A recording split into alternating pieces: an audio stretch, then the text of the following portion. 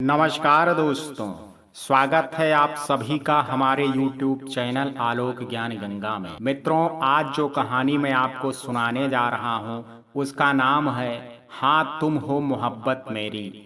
इससे पहले कि मित्रों आप हमारी कहानी में खो जाएं, अगर आप हमारे चैनल पर पहली बार विजिट कर रहे हैं तो कृपया चैनल को सब्सक्राइब कर लें, बेल आइकन को प्रेस कर लें ताकि इस तरीके की कहानियां जो हर रोज मैं लेकर के आता हूं उसका नोटिफिकेशन सबसे पहले आप तक पहुंचे। तो चलिए मित्रों, देर ना करते हुए कहानी को शुरू करते हैं। प्रीति खिड़की पर खड़ी होकर के चांद को देख रही थी कि तभी उसे दरवाजे पर एक आहट हुई।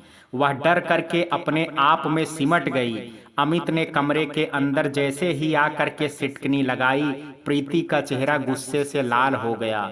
अमित सिटकनी बंद करके जैसे ही मुड़ा, वैसे ही प्रीति ने गुस्से में अपना दुपट्टा उतार दिया और बोली, लीजिए मना लीजिए अपनी सुहाग रात। इसलिए तो आपने मुझसे शादी करी है ना। मना किया था आपसे, अपनी दोस्ती का वास्ता दिया था कि आप इस शादी से इनकार कर दीजिएगा, लेकिन नहीं, आपको तो महान बनना था यह शादी करके। लीजिए आपकी हसरत पूरी हो गई, अब मनाइए सुहाग रात। अमित को उसकी यह बातें तीर की तरह चुभ रही थी। उसने झुक करके मोनिका का दुपट्टा उठाया और उसको ओढ़ाते हुए कहा, रात बहुत हो गई है, तुम सो जाओ। यह कहते हुए उसने बेड से तकिया उठाई और एक चादर उठाया और जा करके काउच पर लेट गया, लेकिन नींद उसकी आंखों से कोसों दूर थी। इधर प्रीति बोझिल कदमों के साथ बेड पर बैठ गई। पूरा बेड गुलाब के फूलों की लड़ियों से सजा हुआ था। उसने गुस्से से उन लड़ियों को तोड़ दिया और बेड के कोने पर बैठ गई। उसकी आंखों से आंसू बह रहे थे। वह अपने आप को बहुत बेबस महसूस कर रही थी। रोते रोते कब उसकी आंख लग गई उसको पता ही नहीं चला। इधर काउच पर लेटे लेटे अमित उसको देख रहा था और अपनी बेबसी को महसूस करते हुए वह मन में यही सोच रहा था कि आज मैं कितना मजबूर हूँ कि चाह करके भी तुम्हारे आंसू नहीं पहुँच सकता। तुम मुझे कभी समझ ही नहीं पाई।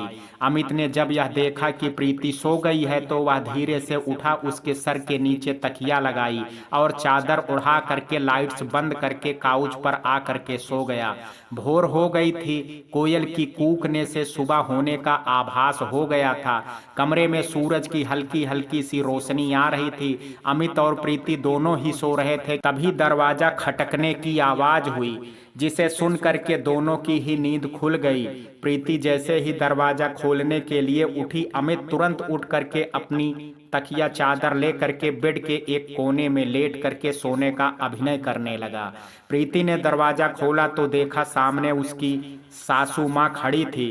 प्रीति ने धीरे से उनके पैर छुए।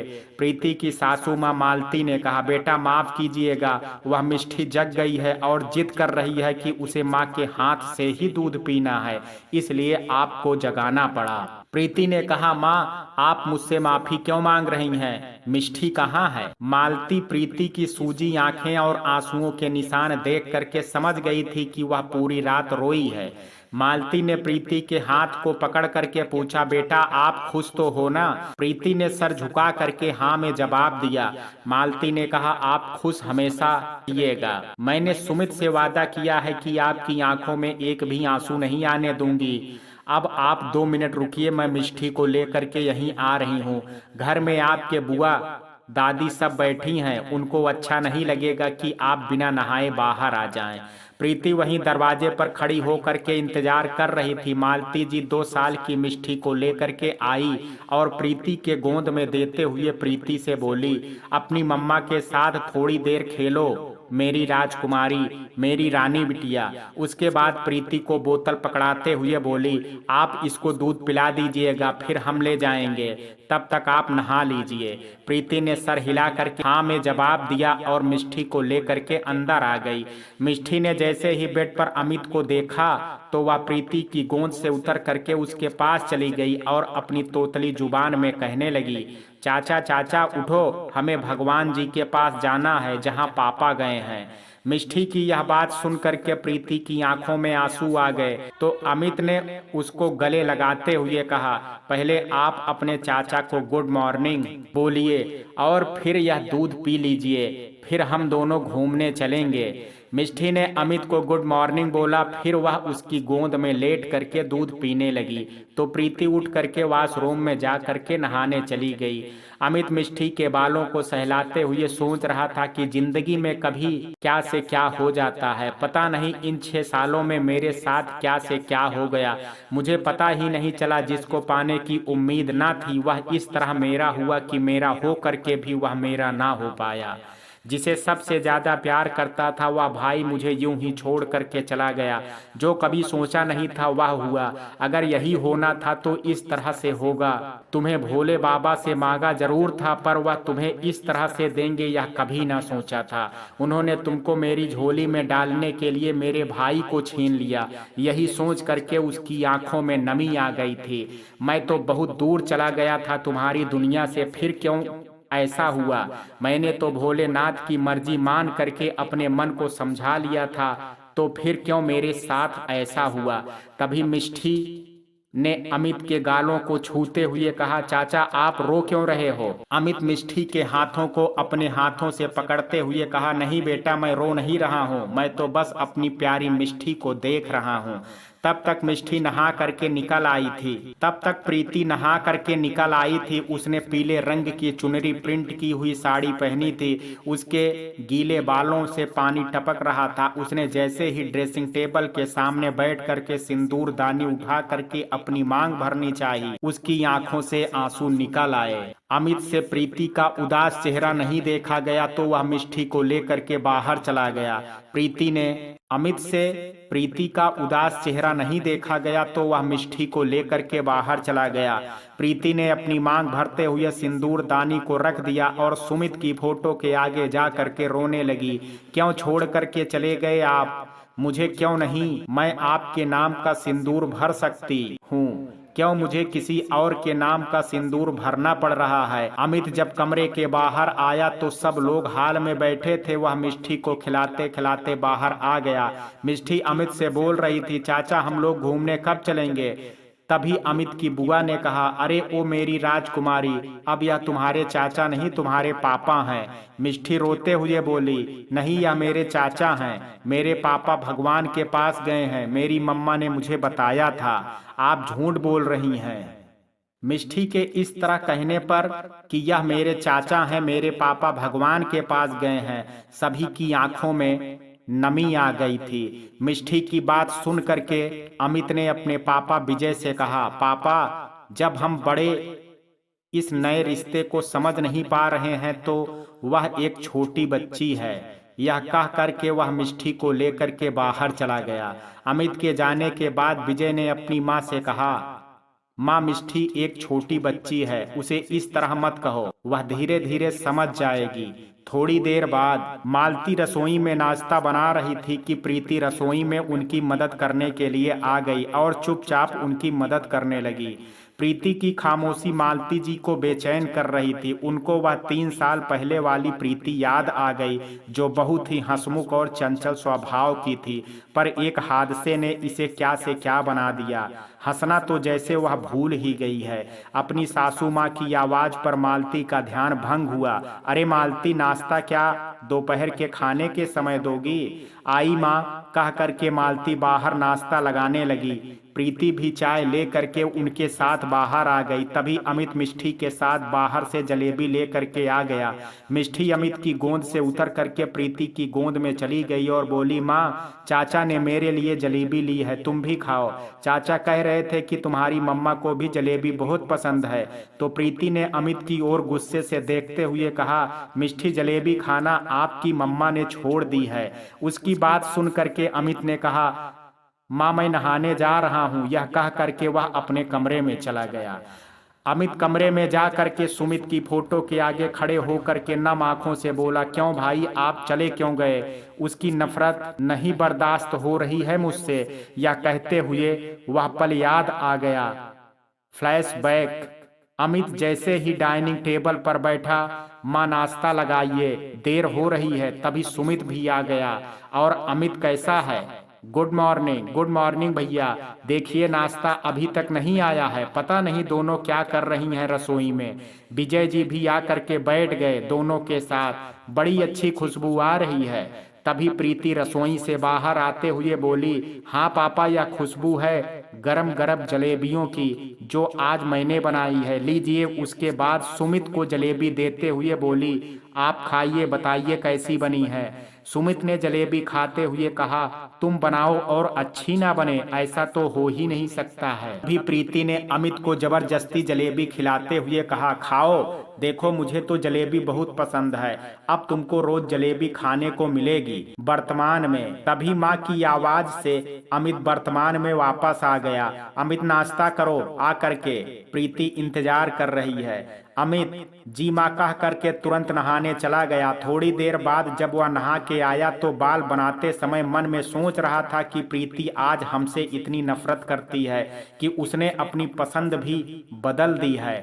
डाइनिंग टेबल पर प्रीति और मालती दोनों ही अमित का इंतजार कर रहे थे। प्रीति दादी माँ के कहने से अमित का इंतजार कर रही थी, क्योंकि उनका हुक्म था कि पति से पहले पत्नी खाना नाश्ता नहीं करेगी। अमित देरी से आने की माफी मांगते हुए कुर्सी खिसका करके बैठ गया। मालती जी जैसे ही अमित को नाश्ता परोसने के लिए उठी तो वैसे ही दादी माँ ने तुरंत मालती को टोक दिया, कब तक तुम अमित का ध्यान रखोगी? अब उसकी पत्नी है तो अब वह उसका नाश्ता परोसेगी। प्रीति चुपचाप नाश्ता परोसने लगी और अमित उसके चेहरे को देख रहा था। उसका चेहरा भाव विहीन था। अमित चुपचाप नाश्ता करने लगा, वहीं प्रीति और मालती भी नाश्ता करने लगी। अमित की नजर प्रीति के ऊपर थी, जो नाश्ते की प्लेट पर चम्मच बस इधर उधर कर रही थी और कुछ भी नहीं खा रही थी। मालती ने जब प्रीति से कहा, बेटा नाश्ता तो कर लीजिए, तो प्रीति ने कहा, माँ मुझे भूख नहीं है, मुझे कुछ काम है तो मैं कमरे में जा रही हूँ। प्रीति जैसे ही जाने लगी तो दादी माँ ने टोका, जब तक पति नाश्ता करे तब तक पास बैठ करके उससे बातें करनी चाहिए। यह बात तो तुझे पता होनी चाहिए, क्योंकि यह तेरी पहली शादी तो नहीं है ना। दादी की यह बात प्रीति के दिल में चुभ गई और वो गुस्से से अमित को देख रही थी। अमित नाश्ता करके उठा और उसने अपने पिता से कहा, पापा मेरी छुट्टियां खत्म हो रही हैं और मुझे वापस जाना है। विजय ने कहा, पर बेटा इतनी जल्दी? पर क्यों, तुम्हारी छुट्टी तो अभी बची है। मालती जी ने उनकी बात काटते हुए कहा, बेटा आज शाम को तुम दोनों को मंदिर भगवान को चढ़ावा चढ़ाने जाना है और कल सुबह सत्यनारायण जी की पूजा है जिसमें तुम दोनों को ही बैठना है। अमित, पर माँ मैंने आपसे मना किया था। तभी दादी माँ बोल पड़ी, बेटा यह हमारे घर की परंपरा है, विवाह के बाद नवविवाहित जोड़े से भगवान को चढ़ावा चढ़ता है और सत्यनारायण की कथा सुनी जाती है, इसलिए तुम इसे टाल नहीं सकते हो। अमित, तो माँ मैं कल रात की ट्रेन से चला जाऊंगा। विजय अमित के कंधे पर हाथ रखते हुए, बेटा इतनी जल्दी आप नहीं जा सकते, आपके साथ प्रीति और मिष्टी भी जाएंगे तो उन्हें भी तैयारी के लिए समय चाहिए। प्रीति ने यह सुन करके विजय की तरफ देखा तो अमित भी बोला, पापा। पर अमित की बात काटते हुए विजय जी बोले, मैं कुछ नहीं सुनना चाहता, तुमने मिष्टी और प्रीति को लेकर के जाना होगा। प्रीति आंखों में नमी लिए हुए अपने कमरे में चली गई और सुमित की फोटो के आगे आकर के रोने लगी। कैसे जिए बिना आपके, माँ पापा ने उनके साथ जाने के लिए कहा है। तभी अमित भी कमरे में आ गया। प्रीति अमित को देखती है तो अलमारी की ओर मुंह करके कपड़े सही करने लगती है। अमित प्रीति के पास आकर के कहता है, मैं तुमसे कुछ कहना चाहता हूँ। प्रीति गुस्से से, अब भी कुछ कहने को बाकी रह गया है अमित? अमित, हाँ बहुत कुछ कहना है, मैं सब कुछ सह सकता हूँ पर तुम्हारी नफरत नहीं। प्रीति, नफरत? हाँ नफरत करती हूँ तुमसे मैं बहुत।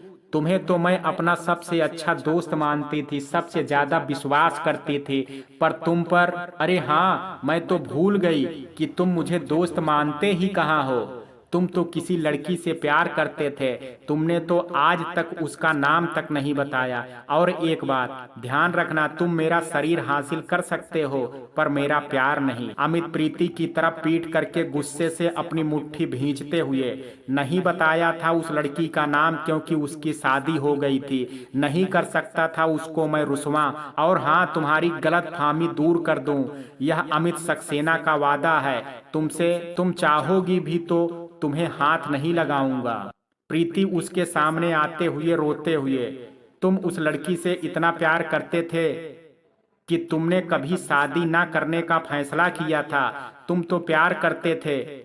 मेरी तो शादी हुई थी सुमित से, मैं कैसे कर सकती थी दूसरी शादी? बोलो अमित, जब मैंने तुमसे कहा था कि मना कर दो इस शादी के लिए तो क्यों हाँ कहा? बोलो अमित बोलो। अमित गुस्से से, क्योंकि मुझे। अभी अमित अपनी बात पूरी कर पाता कि तभी मिष्टी वहां आ गई और बोली, चाचा मम्मी रो क्यों रही हैं? क्या हुआ, आप दोनों में खट्टी हो गई क्या? अमित अपने गुस्से को शांत करते हुए मिष्टी को गोद में उठा लेता है और उससे प्यार से बोला, नहीं, हम दोनों के बीच में कोई खट्टी नहीं हुई है, बस आपकी मम्मा मेरी किसी बात से मुझसे नाराज हैं। मिष्टी अमित के गालों को हाथ लगाते हुए बोली, चाचा मेरी मम्मा बहुत अच्छी हैं, पहले डांटती हैं, गुस्सा होती हैं, पर बाद में बहुत प्यार करती हैं। आपको भी मम्मा बहुत प्यार करेंगी। क्यों मम्मा, प्यार करोगी चाचा को? बोलो मम्मा। प्रीति गुस्से से मिष्टी को डांटते हुए बोली, आजकल आप कुछ ज्यादा ही बोलने लगी हैं, बहुत दिमाग खराब हो गया है आपका, चलो जाओ अपनी दादी के पास।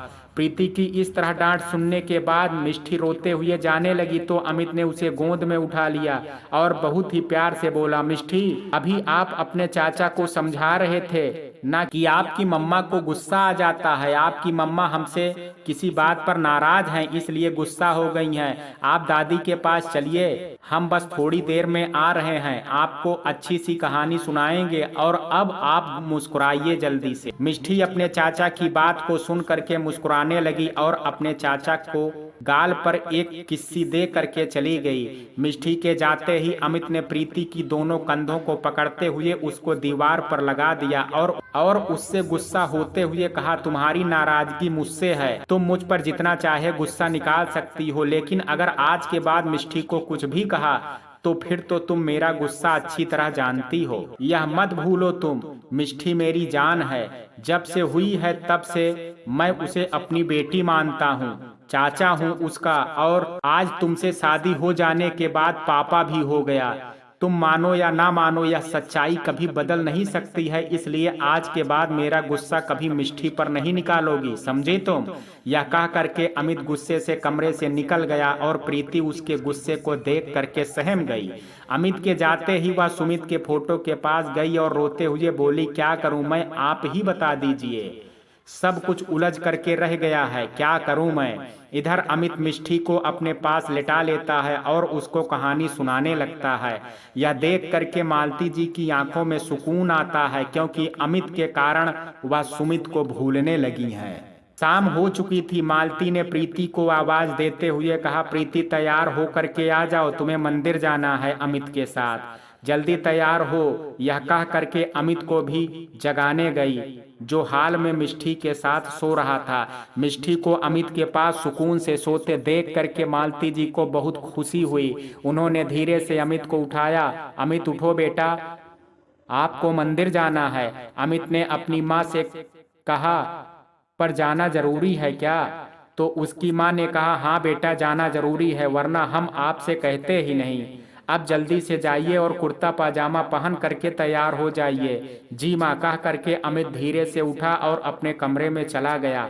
अमित जैसे ही कमरे में पहुंचा, प्रीति तैयार हो करके नीचे की तरफ आ रही थी। अमित ने उसे बिना ध्यान दिए अपना कुर्ता पाजामा अलमारी से निकाला और वॉशरूम में तैयार होने चला गया। प्रीति और अमित दोनों की नीचे तैयार हो करके आ गए थे। दोनों ही मंदिर चले गए थे, पर दोनों के बीच में कोई भी बातचीत नहीं हुई। दोनों लोग जब मंदिर में चढ़ावा चढ़ा रहे थे तब पंडित जी ने उन्हें आशीर्वाद देते हुए कहा, सदा सुहागन रहो, तुम दोनों के जीवन में हमेशा प्यार बना रहे, तुम दोनों एक दूसरे के लिए ही बने हो। माता रानी तुम दोनों के ऊपर हमेशा अपनी कृपा बनाए रखें। दोनों चुपचाप माता रानी को प्रणाम करके पंडित जी के चरण स्पर्श करके घर को लौट आए, पर दोनों के बीच में कोई बातचीत नहीं हुई।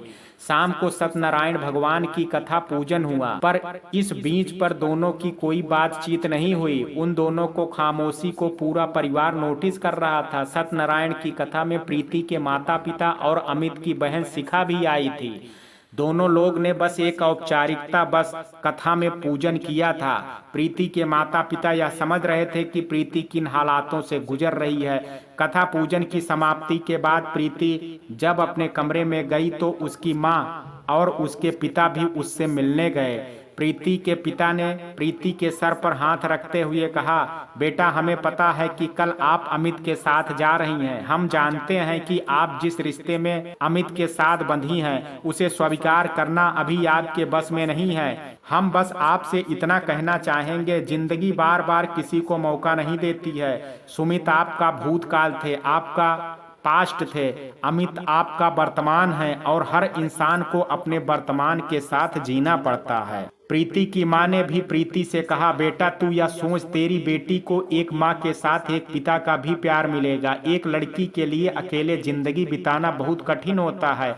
अमित बहुत अच्छा है, कॉलेज के समय से तुम्हारा बहुत अच्छा दोस्त भी है। हम लोगों ने जो भी फैसला तुम्हारे लिए किया है वह तुम्हारे भले के लिए ही किया है। हो सके तो हमेशा जिंदगी में आगे बढ़ो। तुम खुश रहोगी तो तुम्हारे माता पिता को भी खुशी होगी। आगे तुम खुद समझदार हो। प्रीति के माता पिता उसे समझा करके चले गए। जाने से पहले शिखा भी प्रीति से मिलने आई। प्रीति ने शिखा को देख करके अपने गले लगा लिया और कहा, शिखा, कोई भी हमें नहीं समझता है। हर व्यक्ति मुझे इस रिश्ते में आगे बढ़ने को कह रहा है। मुझे इस बात का सबसे ज्यादा दुख है कि जिस पर मैं सबसे ज्यादा भरोसा करती थी, जिसको मैं सबसे ज्यादा अपना पक्का दोस्त मानती थी, उसने मुझे धोखा दिया। जब मैंने उसे मना कर दिया था कि विवाह के लिए मना कर दो, तो फिर उसने उस विवाह के लिए क्यों हाँ किया। शिखा ने प्रीति के दोनों हाथों को अपने हाथों में लेते हुए कहा, भाभी, आज मैं आपको वह सच बता रही हूँ जो आपको पता नहीं है। कहानी फ्लैशबैक में आपको ले चलते हैं। अमित अपनी माँ के कमरे में आते हुए, माँ, आपने बुलाया मुझे। मालती जी ने अमित की तरफ मुंह किया और बोली, हाँ बेटा, हमें आपसे कुछ बात करनी है। अमित अपनी माँ के हाथ को पकड़ के, हाँ बताइए क्या बात है। मालती उसके हाथ को पकड़े हुए बेड पर बैठ जाती है और कहती है, अमित, हम आपसे कुछ मांगे तो आप इनकार तो नहीं करेंगे। अमित, आप ऐसा क्यों कह रही हैं? क्या मैंने आपकी कभी किसी बात को टाला है? मालती, तो फिर बेटा प्रीति से शादी कर लो, यह मैं चाहती हूँ। अमित ने उसकी बात काटते हुए कहा, माँ, मैं आपसे पहले ही कह चुका हूँ कि मैं यह शादी नहीं कर सकता, फिर आप क्यों जबरदस्ती कर रही हैं? मालती ने कहा, अमित, तुम यह शादी इसलिए नहीं कर सकते हो क्योंकि वह एक विधवा है और उसकी 2 साल की बच्ची है। अगर वह विधवा हो गई है तो उसका क्या कसूर है? अमित अपनी जगह से खड़े होते हुए, माँ, आप जानती हैं कि बात यह नहीं है। मालती, तो फिर क्या बात है? अमित, और मैं कुछ जानना या समझना नहीं चाहती हूँ। इसे तुम मेरी प्रार्थना समझो या आदेश। तुम्हें प्रीति से शादी करनी पड़ेगी। और हाँ, अगर तुम नहीं करते हो तो यह सोच लेना, सुमित के साथ तुम्हारी माँ भी चली गई, क्योंकि अगर तुम यह शादी नहीं करोगे तो मेरा मरा हुआ मुंह देखोगे। अमित चिल्लाते हुए, माँ, मालती, नहीं सुना तुमने? अब फैसला तुम्हारे हाथ में है। तुम्हारी शादी हो या मेरी अर्थी निकले। अमित यह सुनते ही गुस्सा आते हुए शिखा के कमरे में चला गया और शिखा के पास बैठ करके रोने लगा। शिखा, तुम तो सब जानती हो कि मैं यह शादी क्यों नहीं करना चाहता। प्रीति ने मुझसे वादा लिया है कि मैं इस शादी से इनकार कर दूं। माँ की इस जिद ने मुझे इतना मजबूर कर दिया है कि मैं अपने भाई को तो खो चुका हूँ, पर अपनी माँ को नहीं खोना चाहता। जानता हूँ मेरे हाँ कहने के बाद प्रीति मुझसे नफरत करेगी, पर मैं अपनी माँ को नहीं खो सकता। जा करके माँ से कह दो मैं शादी के लिए तैयार हूँ। कहानी वर्तमान में। प्रीति यह सब सुन करके आश्चर्यचकित हो जाती है। शिखा प्रीति के दोनों हाथों को पकड़ते हुए, भाभी, क्या कोई विधवा हो जाए उसे नई जिंदगी जीने का कोई हक नहीं होता है? भाभी, मिष्ठी को भी एक माँ के साथ एक पिता का प्यार मिलेगा। अमित भैया की कोई गलती नहीं है। आप यहाँ से जा रही हैं तो मैं बस आपसे यही प्रार्थना कर रही हूँ कि आप एक नए सिरे से जिंदगी शुरू कीजिएगा। आप खुश होंगी तो मुझे खुशी होगी और सुमित भैया की आत्मा को भी शांति मिलेगी। अमित भैया की कोई गलती नहीं है। अगर आपने अपना पति खोया है तो उन्होंने भी अपना बड़ा भाई खोया है, यह तो सोचिए। प्रीति की आंखों से आंसू बह रहे थे। उसने अपने आंसू पोंछते हुए कहा, शिखा, मैं जानती हूँ जो तुम कह रही हो वह सच है, पर अमित किसी लड़की से प्यार करता था और उसी के कारण उसने शादी न करने का फैसला लिया था। फिर मैं किसी और की जगह कैसे ले सकती हूँ। शिखा मन में, भाभी आप ही तो वह लड़की हैं जिसे भैया प्यार करते हैं, पर भैया की कसम के कारण मैं आपको बता नहीं सकती कि वह कितने दर्द से गुजर रहे हैं। शिखा ने कहा, भाभी वैसे भी उस लड़की की शादी हो गई है तो भैया को आज नहीं तो कल किसी न किसी से शादी तो करनी ही पड़ती। अब मैं कुछ नहीं जानती।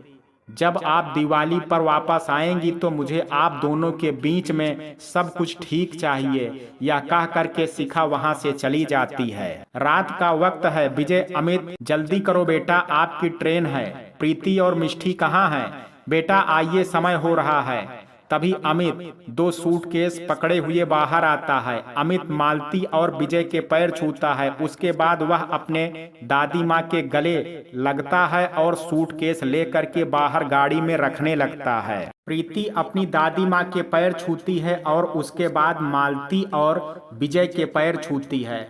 मालती प्रीति को गले लगाते हुए, बेटा अपनी नई जिंदगी पुराना सब कुछ भूल करके प्रारंभ करो। अमित और मिष्टी दोनों ही तुम्हारी जिम्मेदारी हैं। मिष्टी अपने दादी और बाबा के गालों में प्यार करके कहती है, दादी बाबा आप दोनों अपना ख्याल रखिएगा और हमसे रोज फोन पर बात कीजिएगा और हमसे मिलने भी आइएगा।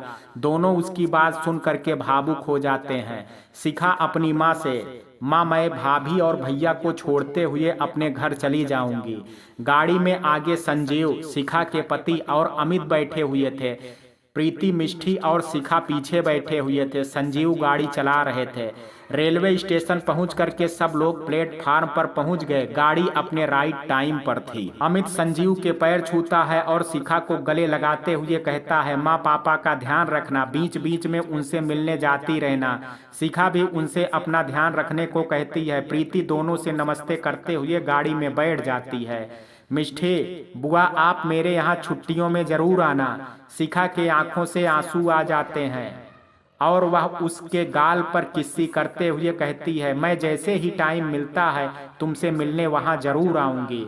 अमित प्रीति से कोई भी बात नहीं करता है। प्रीति अपनी बर्थ पर मिष्टी को लेकर के लेट जाती है और अमित ठीक सामने वाली बर्थ पर होता है और वह भी लेट जाता है।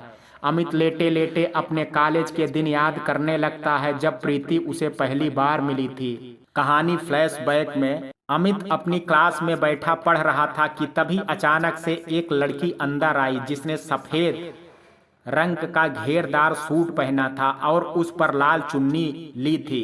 एक लंबी चोटी, छोटे छोटे झुमके और माथे पर छोटी सी बिंदी। उसके चेहरे पर बहुत घबराहट थी। उसने टीचर से पूछा, मे आई कम इन सर? अमित तो उस लड़की को देखते ही होश आ गया था। टीचर ने बोला, इतनी लेट कैसे, नाम क्या है तुम्हारा?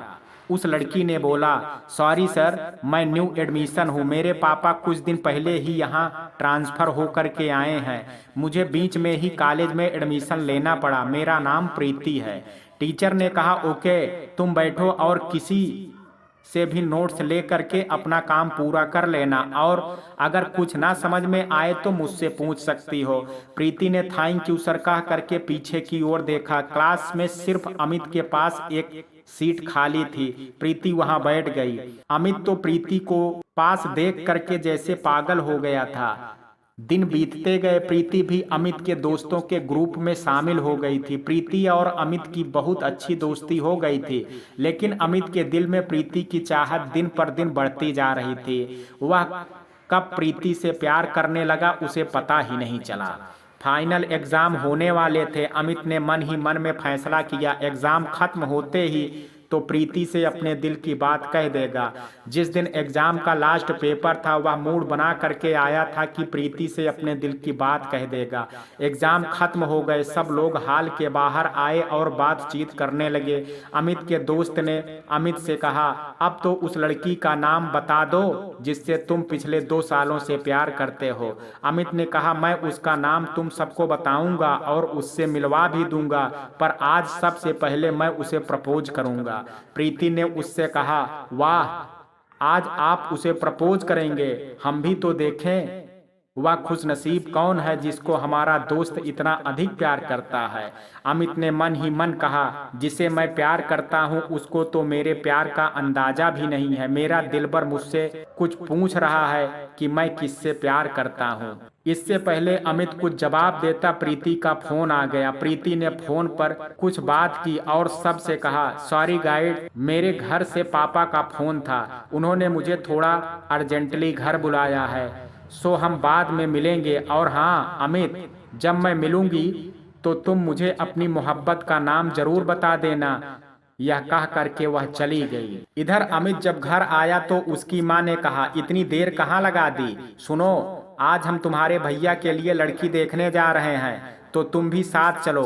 एक काम करो अमित, हम लोग वैसे ही लेट हो चुके हैं तो हम लोग चलते हैं, तुम जल्दी से फ्रेश हो करके दूसरी गाड़ी में आ जाओ जनेश्वर पार्क में। अमित जी माँ कह करके अपने कमरे में चला गया और बाकी सब लड़की देखने। लगभग 1 घंटे बाद अमित जनेश्वर पार्क पहुंचा तो देखा उसके मम्मी पापा, शिखा और 3 लोग और थे। अमित ने सभी से नमस्ते किया और माँ से पूछा, माँ भैया कहाँ हैं? मालती जी ने मुस्कुराते हुए अमित से कहा, तुम्हारी होने वाली भाभी से बगल वाले पार्क में बैठकर बातें कर रहे हैं। अमित बोला, ठीक है, मैं उनके पास जा रहा हूँ। इससे पहले कि विजय कुछ कहते वह वहां से चला गया जहां उसका भाई सुमित किसी लड़की से बात कर रहा था।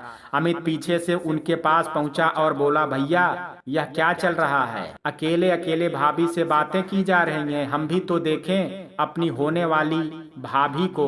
और जैसे ही अमित और वह लड़की पीछे मुड़े, अमित के चेहरे का रंग उस लड़की को देखते ही बदल गया। अमित की आवाज सुनकर के जैसे ही सुमित उस लड़की के साथ पीछे मुड़ा, अमित के चेहरे का रंग उड़ गया। वह लड़की कोई और नहीं, प्रीति ही थी। उसके साथ उसके कॉलेज में पढ़ती थी।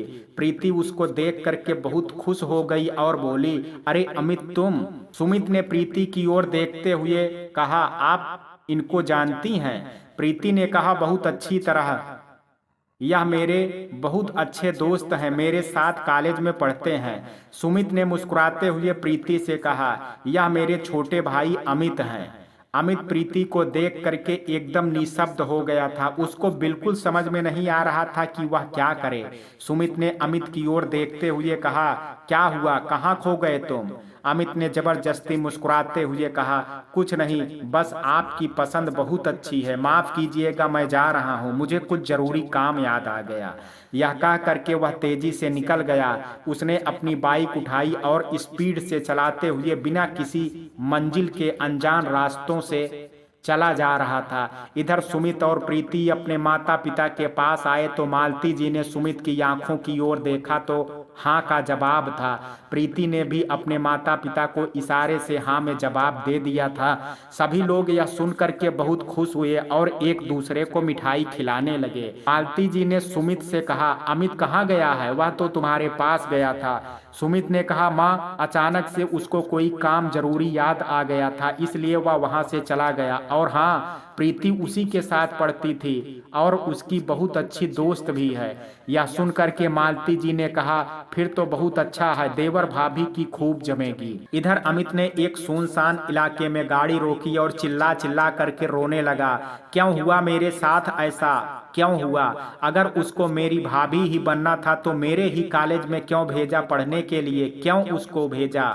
मेरा दिल क्यों लगा उससे? मैं तो उससे अपने दिल की बात कहने वाला था। यह नहीं हो सकता है, यह मेरा प्यार होने से पहले ही खत्म नहीं हो सकता है, नहीं हो सकता है। यह कहते हुए वह घुटने के बल जमीन पर बैठ गया और रोने लगा।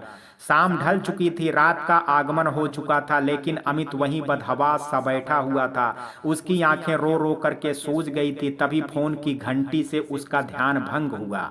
अमित ने फोन उठा करके देखा तो उसकी माँ का नाम फ्लैश हो रहा था। उसने धीरे से फोन उठाया और बोला, हाँ माँ बोलो। मालती, कहाँ हो बेटा? रात होने को आई है और तुम्हारा तो कुछ अता पता ही नहीं है। अमित ने अपनी आंखों से आंसू पोंछते हुए कहा, माँ बस थोड़ी देर में आ रहा हूँ, आप लोग सो जाइए, एक दोस्त के यहाँ हूँ, कुछ जरूरी काम है। मालती, ठीक है बेटा, जल्दी आना। अमित फोन काटता है और पास में लगे नल में जा करके मुंह हाथ धुलता है। उसके बाद मन में यह सोचता है कि मुझे अपने आप को किसी तरह से संभालना होगा। मेरे घर वालों को इस विषय में कुछ भी पता नहीं चलना चाहिए। उसने किसी तरह अपने आप को संभालते हुए बाइक उठाई और घर की ओर चल पड़ा। अमित जब घर पहुंचा तब सब लोग सो चुके थे, सिर्फ मालती जी उनका इंतजार कर रही थी। उसने अपने आंसू पोंछे और माँ के पीछे से गले लगते हुए कहा, सॉरी माँ, मुझको बहुत जल्दी जाना पड़ा, मुझे कुछ अर्जेंट काम आ गया था।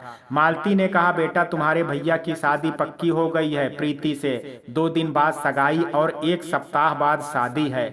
अमित ने बात काटते हुए कहा, माँ इतनी जल्दी? मालती ने कहा, हाँ, क्योंकि प्रीति की जो दादी थी उनकी तबीयत बहुत खराब है, डॉक्टर ने जवाब दे दिया है। उनकी एक ही तमन्ना थी कि प्रीति की शादी हो जाए, इसलिए सब कुछ बहुत अचानक से हो गया। वैसे बेटा वह तुम्हारे साथ पढ़ती है, तुम तो उसे बहुत अच्छे से जानते होगे, बहुत ज्यादा तेज तर्रार लड़की तो नहीं है। अमित, नहीं माँ, वह इस तरह की नहीं है, भैया के साथ उसकी अच्छी जमेगी। अच्छा माँ, मैं सोने जा रहा हूँ, नींद आ रही है। मालती ने कहा, बेटा खाना तो खा करके जा। अमित ने कहा, नहीं माँ, मुझे भूख नहीं है, मैं वहां से खा करके आया था, बहुत नींद आ रही है, अब मैं सोने जा रहा हूँ। यह कह करके अमित कमरे में आ गया और दरवाजे पर सिटकनी लगा दी। वह बिस्तर पर लेट करके मोबाइल से प्रीति की तस्वीर देखने लगा और मन में बोला, चाहे कुछ भी हो जाए, अब किसी को कुछ नहीं पता चलेगा। प्रीति, अब तुम भैया की अमानत हो, मैं तुम्हें चाह करके भी नहीं भूल सकता, क्योंकि हरदम तुम मेरे सामने रहोगी, इसलिए अब मुझे दूर जाना होगा। अगले दिन अमित ने सुमित को बधाई देते हुए कहा, बधाई हो भैया। सुमित ने भी उसे गले लगाते हुए धन्यवाद कहा। इसके बाद से सुमित की सगाई और शादी की तैयारियां होने लगी। अमित ने सगाई और शादी की सारी तैयारियां अपने ऊपर ले ली, सारे काम में अपने आप को इस तरह व्यस्त कर दिया कि उसे और कुछ याद ही ना रहे। इसी बीच अमित ने अपने दोस्त से कह करके उसके पापा की कंपनी में नौकरी के लिए दूसरे शहर में आवेदन कर दिया और मन में यह सोचने लगा, बस जैसे ही भैया की शादी हो जाएगी अगले ही दिन मैं चला जाऊंगा। आज कहानी वर्तमान में। तभी अचानक से गाड़ी को धक्का लगा और अमित वर्तमान में वापस आ गया। उसकी नजर सामने प्रीति पर पड़ी तो उसने देखा वह जग रही थी। कितना मासूम चेहरा था, पर चेहरे पर एक उदासी थी। प्रीति को देख करके वह सोचने लगा कि किस्मत ने भी उसके साथ कितना अच्छा मजाक किया है। जब उसकी चाह थी तब वह नहीं मिली, जब उसे भूलना चाहा तब वह फिर से मिली, और जब वो मिली तब वह मिल करके भी ना मिली। इधर प्रीति अपनी आंखों में अपना बीता हुआ कल देख रही थी। कहानी फ्लैशबैक। प्रीति ने दुल्हन बन करके एक नए घर में कदम रखा था। सास ससुर ने उसे कभी शिखा से कम नहीं समझा और उसे बहुत प्यार दिया, और शिखा उसने तो एक बहन की सारी कमी पूरी कर दी। अमित मेरा बहुत अच्छा दोस्त था, वह मेरा देवर बन गया था। मेरे साथ बहुत ज्यादा दिन तो नहीं रहा, क्योंकि मेरे ससुराल आते ही वह बाहर नौकरी करने चला गया। अमित जैसा पति तो नसीब से मिलता है। कितना प्यार करते थे वह मुझसे, मेरा कितना ख्याल रखते थे वह। बहुत खुश थी मैं कि ऐसा ससुराल मिला। कुछ दिन बाद शिखा की भी शादी हो गई। शिखा की शादी के बाद काम के चक्कर में मेरी तबीयत खराब हो गई थी। डॉक्टर को दिखाने से पता चला कि मैं मां बनने वाली हूँ। सब लोग खुशी से झूम उठे थे। ससुराल में मेरा सब लोग बहुत ख्याल रखते थे। सुमित ने तो अपने ऑफिस से छुट्टियां भी ले रखी थी। मुझे भी मां बनने की असीम सुख प्राप्त होने वाला था। यही सोच करके मैं और प्रसन्न थी। 9 महीने कब बीत गए पता ही नहीं चला और मैं एक प्यारी सी गुड़िया की माँ बन गई। बेटी होने की खबर सुन करके अमित भी घर आया। वह मेरी बेटी को बहुत खिलाता था। कभी कभी सुमित मजाक में कह भी देता था कि मिष्ठी, मेरी बेटी कम और अमित की लाडली ज्यादा है। दिन हंसी खुशी बीत रहे थे। माँ अमित से भी शादी के लिए कहती, पर हर बार वह मना कर देता था। शिखा से मुझे पता चला कि वह किसी से बहुत प्यार करता था, पर उसकी शादी हो गई। इसी बीच मेरी बेटी 1 साल की हो गई। वह घुटनों के बल चलने लगी थी और इस घर को एक प्यारा सा खिलौना मिल गया था। अमित भी अब मिष्ठी के कारण जल्दी जल्दी घर आ जाता था। माँ के कहने पर मैंने अमित को समझाने की बहुत कोशिश की, पर अमित मुझसे कटा कटा रहता और बस एक ही बात कहता, मुझे शादी नहीं करनी। समय अपनी रफ्तार से बीत रहा था। मिष्ठी 2 साल की हो गई थी। उसका दूसरा जन्मदिन सुमित ने बहुत अच्छे से मनाया था। सब बहुत खुश थे। शायद किसी को नहीं पता था इस समय वह आखिरी बार मिष्ठी का जन्मदिन मना रहा है। शायद यह किसी को नहीं पता था। कुछ दिन बाद ही उनकी खुशियों पर ग्रहण लगने लगा। मैं तो सुमित के बिना रहने की सोच भी नहीं सकती थी। कब मैं सुमित से प्यार करने लगी मुझे पता ही नहीं चला। मेरी जिंदगी सुमित से शुरू और सुमित पर ही खत्म होती थी।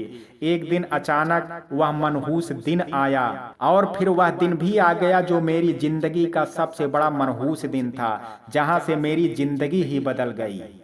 उस दिन सुमित का ऑफिस जाने का मन नहीं हो रहा था। मैंने उससे ऑफिस जाने की जिद ना करी होती तो आज हमारे बीच होते वो। कहते हैं जब दिल किसी काम को करने से बार बार मना करे तो वह काम नहीं करना चाहिए।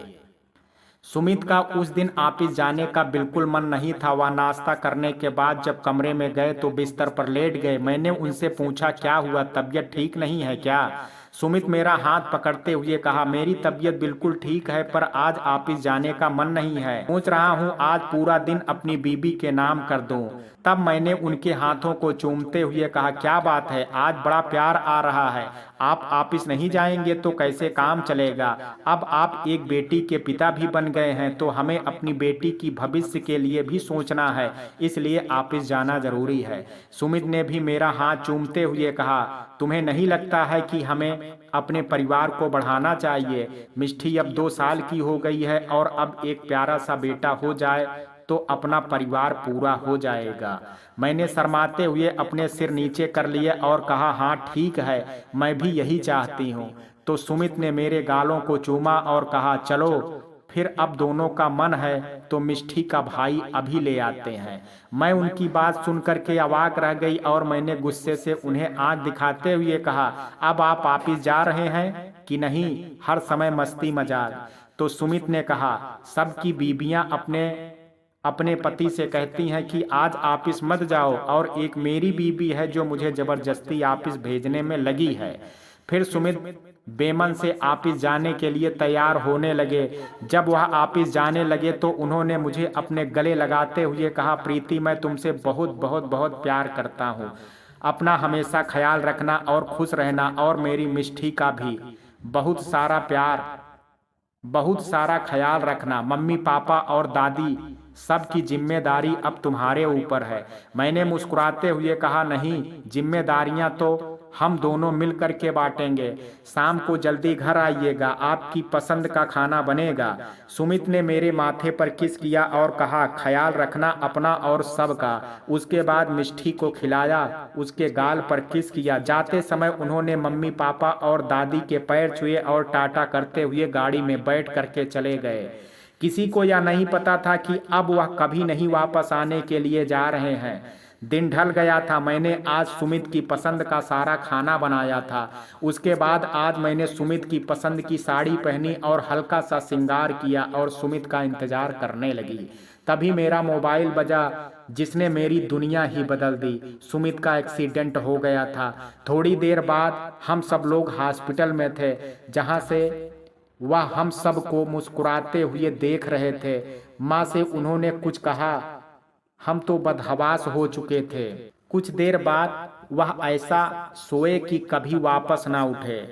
वर्तमान में प्रीति यह सब सोच रही थी। उसकी आंखों से आंसू बह रहे थे। आज जिंदगी ने उसे किसी दोराहे पर ला करके खड़ा कर दिया था। गाड़ी अपनी मंजिल को पहुंचने पर थी। भोर हो चुकी थी। अमित उठते हुए, मिष्टी उठो, स्टेशन आने वाला है, अगले स्टेशन पर हम लोगों को उतरना है। अमित के इतना कहते ही प्रीति उठ गई और मिष्टी को भी उठा लिया। प्रीति नोटिस कर रही थी कि अमित उससे बिल्कुल बात नहीं कर रहा था। मिष्टी उठते हुए ही अमित के गले लग गई और कहा, चाचा हम लोग घर पहुंच गए क्या?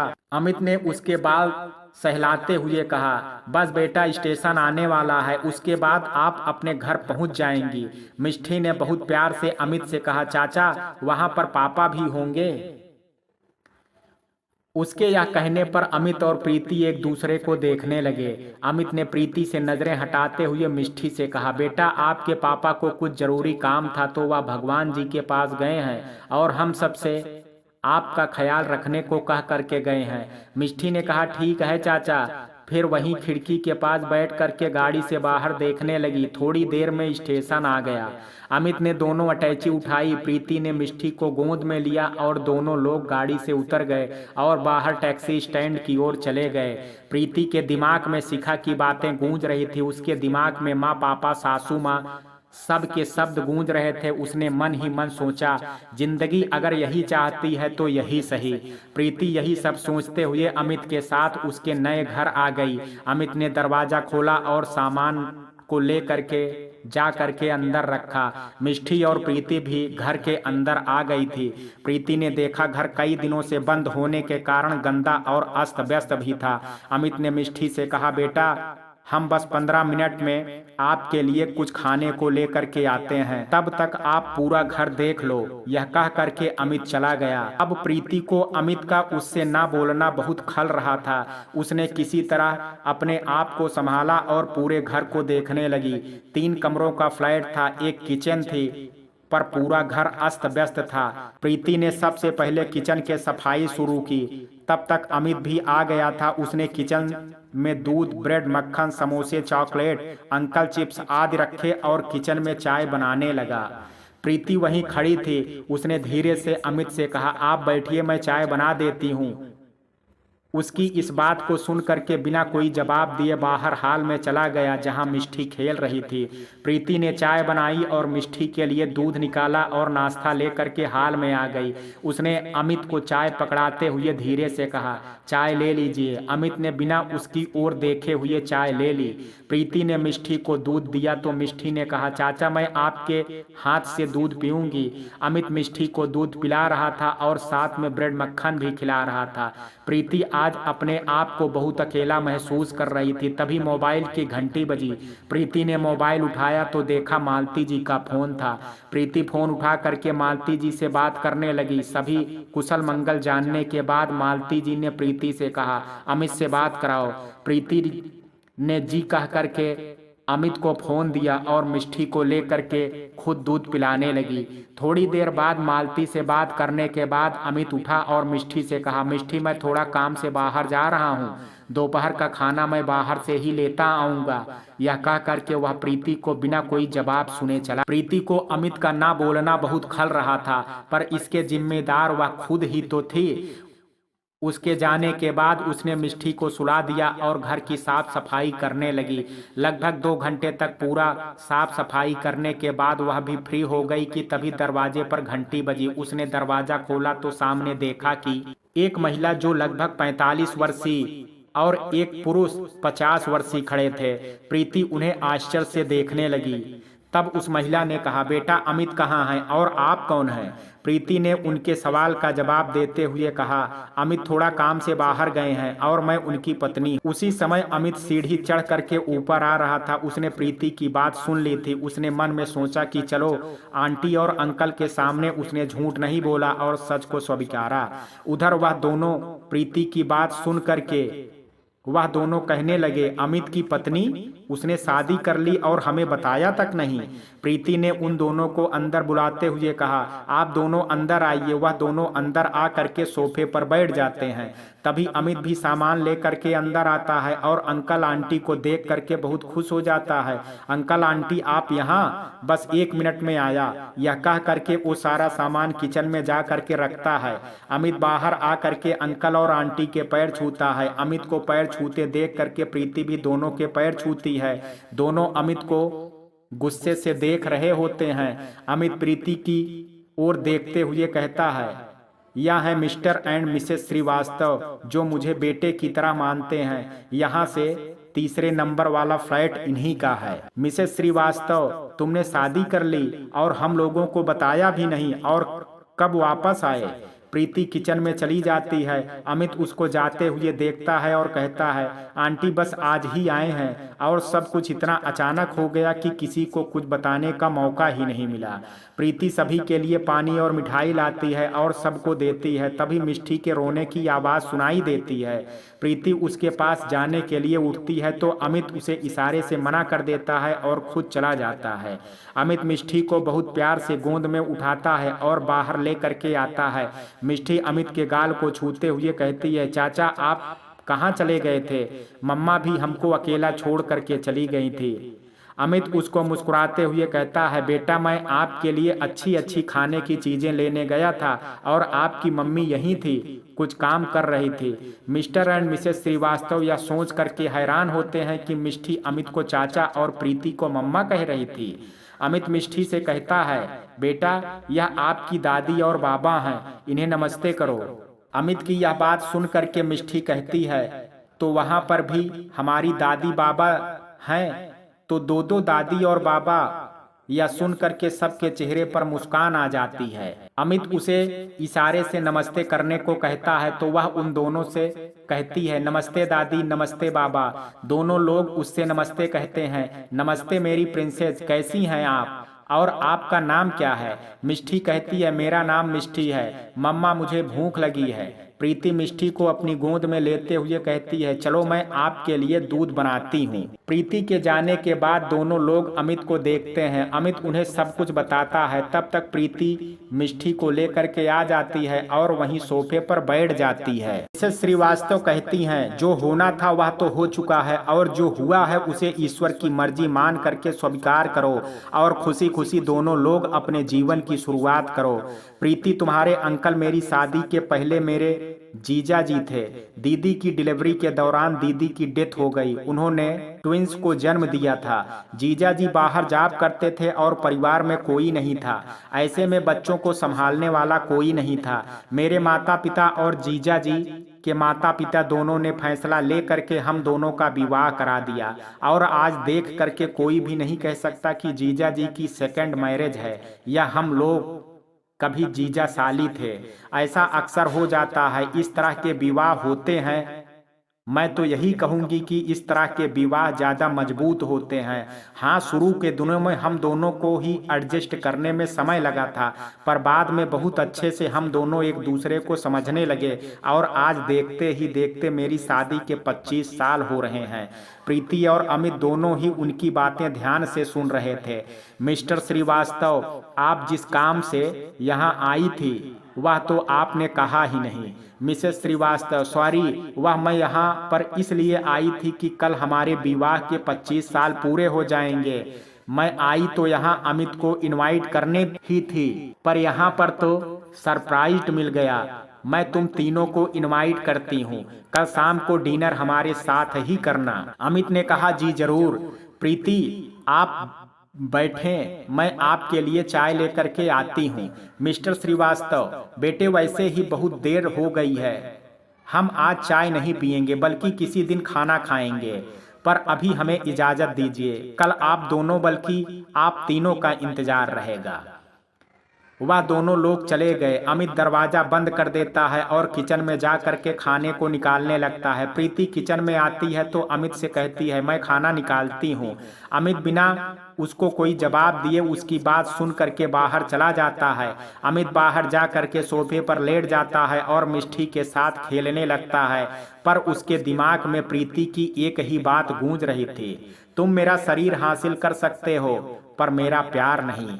वह दोनों हाथों से अपने कान बंद कर लेता है। तभी प्रीति वहां खाना लेकर के आती है। अमित उठता है और मिष्टी से कहता है, अभी मेरे भूख नहीं है बेटा, आप खाना खा लीजिएगा, मैं थोड़ी देर सोना जा रहा हूँ। यह कह करके अमित दूसरे कमरे में जा करके लेट जाता है, पर नींद उसकी आंखों से कोसों दूर होती है। उसके कान में बस प्रीति की कही एक लाइन की गूंज हो रही थी। वह मन में बस यही सोचता है, भगवान मुझे कहाँ ला करके खड़ा कर दिया है। जिसको चाहा वह सामने है, पर वह मुझसे नफरत करती है। इधर प्रीति भी खाना नहीं खाती है और वह मिष्टी को खिलाते खिलाते मन में यही सोच रही होती है, जो सब कह रहे हैं मुझे वही सोचना होगा, पर अमित के दिल में तो कोई और लड़की है। शायद अमित मुझको प्यार कभी नहीं कर पाएंगे जो सुमित से मिला था, पर फिर भी अब वह मेरे पति हैं, मुझे इस रिश्ते को निभाना तो है। यही सोच करके वो खाना एक प्लेट में निकाल करके अमित के पास जाती है। अमित उसको आते देख करके अपनी आंखें बंद कर लेता है।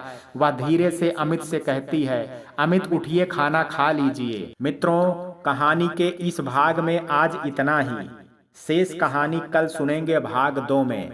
कहानी का ये भाग आपको कैसा लगा, आप अपनी राय मुझे कमेंट बॉक्स में जरूर दीजिएगा। वीडियो पसंद आया हो तो वीडियो को लाइक शेयर, अगर चैनल पर पहली बार विजिट कर रहे हैं तो कृपया चैनल को सब्सक्राइब करना ना भूलें। कल मिलते हैं कहानी के शेष भाग के साथ, तब तक के लिए जय हिंद, जय भारत।